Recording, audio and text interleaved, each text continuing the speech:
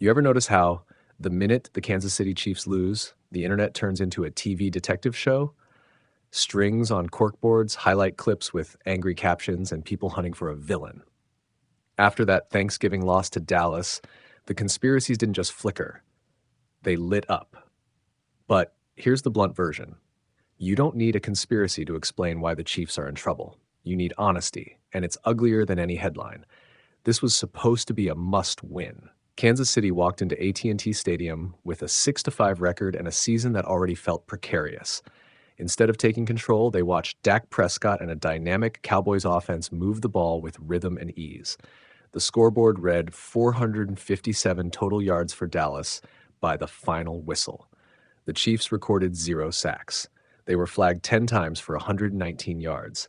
And when the whistle erased a key Xavier-worthy catch, the internet found another clip to clutch and scream into the void. Patrick Mahomes threw 4 touchdown passes and played like a superstar. He did everything he could. But a quarterback can't turn 3.5 games of margin into a season. The truth is math, not mystique. Penalties, missed tackles, blown assignments, those add up. Bad teams get punished more, not because refs are reading from a script, but because desperate football looks sloppy and desperate football gets flagged. Think about last year for a second. The Chiefs were a machine of narrow escapes, miracle finishes, last-second field goals, and a ridiculous ability to flip a game in 2 plays. That season's record read like destiny, but the tape suggested something else, a team that relied on late-game voodoo to cover structural flaws. Now the voodoo's running out of credit. The dynasty's buffer shrank. What we're watching isn't a conspiracy.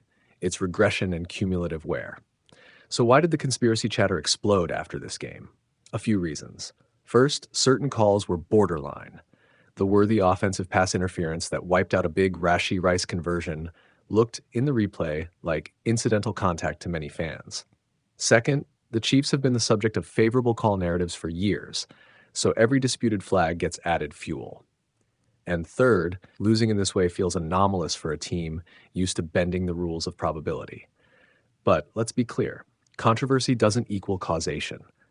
Officiating is messy, human, and inconsistent for everyone.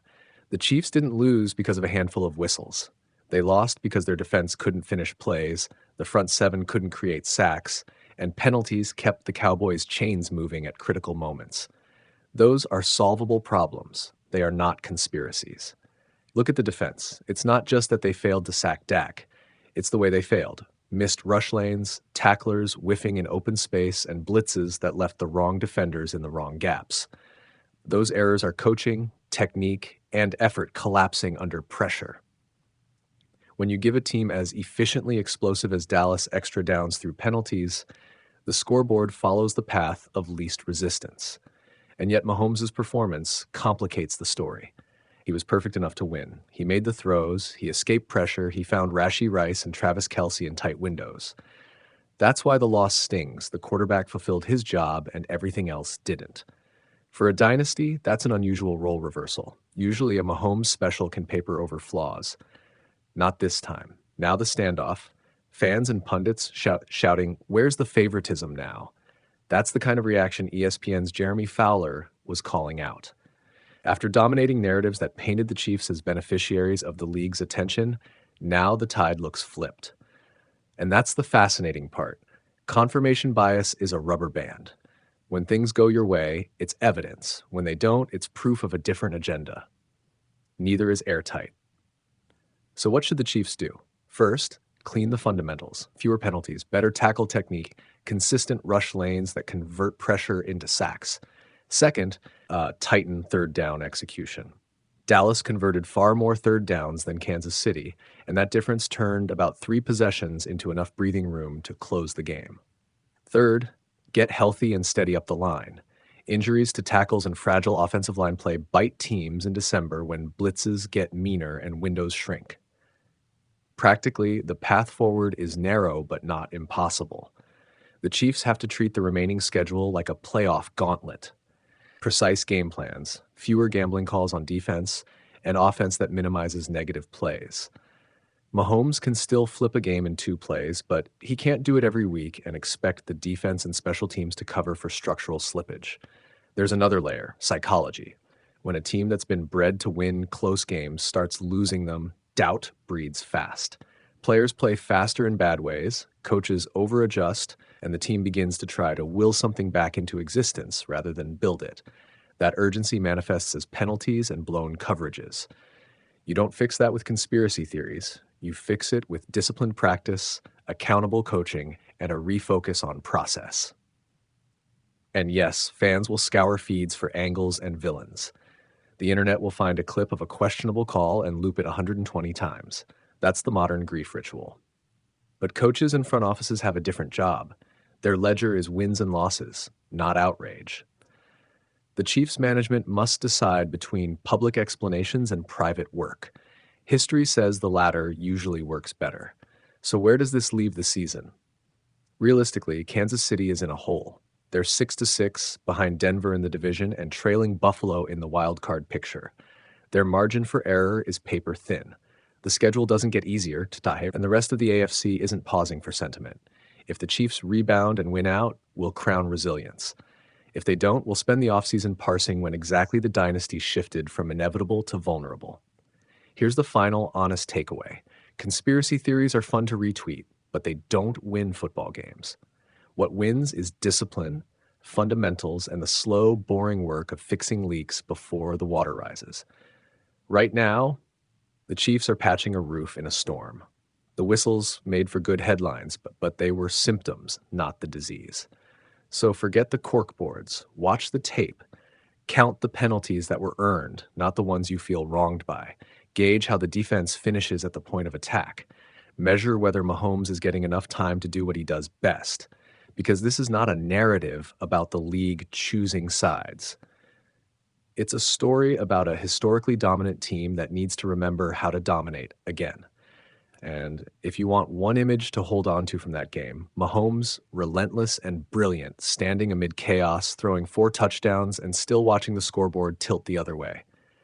It's the strangest, most honest portrait of a team at a crossroads, a dynasty's moment that's not about conspiracies, but choices.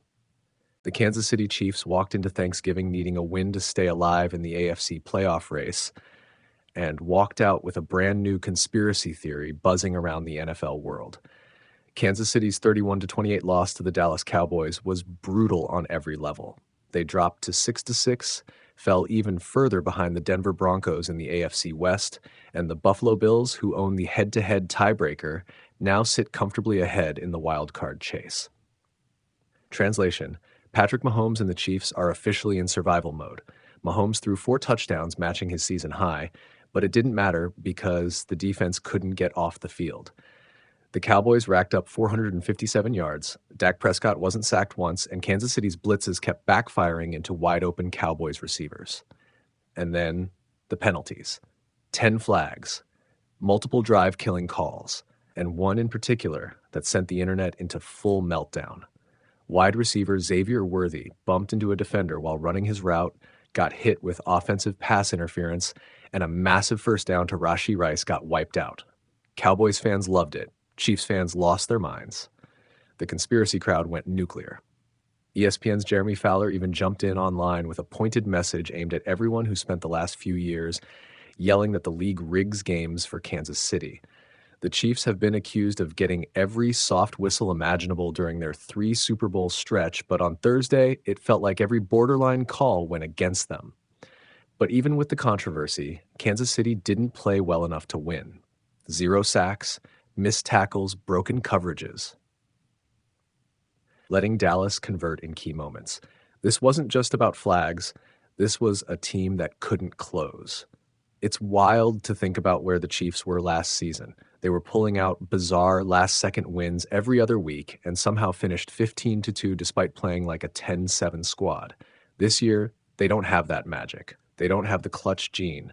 And now they can't do better than 11-6 if they win out. Their season is on the line. The pressure is rising. And next up is a must-win against the Houston Texans on December 7th. The Chiefs aren't used to desperation football, but that's exactly where they are now.